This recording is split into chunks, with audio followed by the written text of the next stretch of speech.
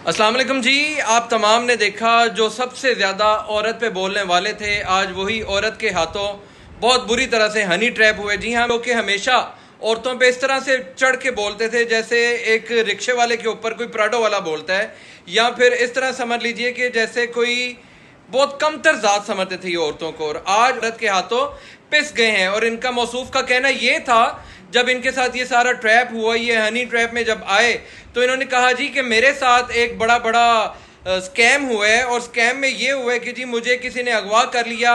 मैं उस लड़की के घर गया और जैसे ही मैं जाके बैठा तो साथ ही दरवाज़ा नॉक हुआ और मुझे किसी ने आके जो है वो पकड़ लिया।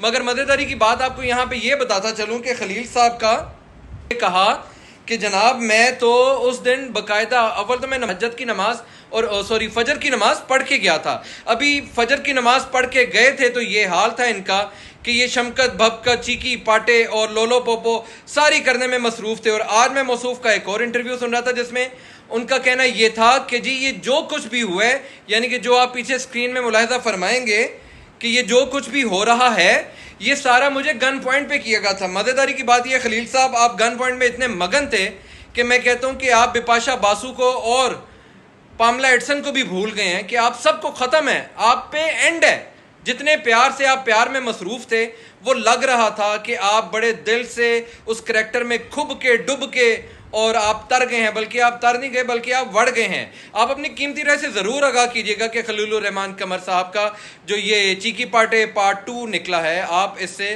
कितने मुस्तफ़ीज़ हुए, और ख़ास तौर पे मुझे ये बताइएगा कि क्या खलील साहब के साथ जो कुछ हुआ वो ठीक हुआ या गलत हुआ। बहुत शुक्रिया।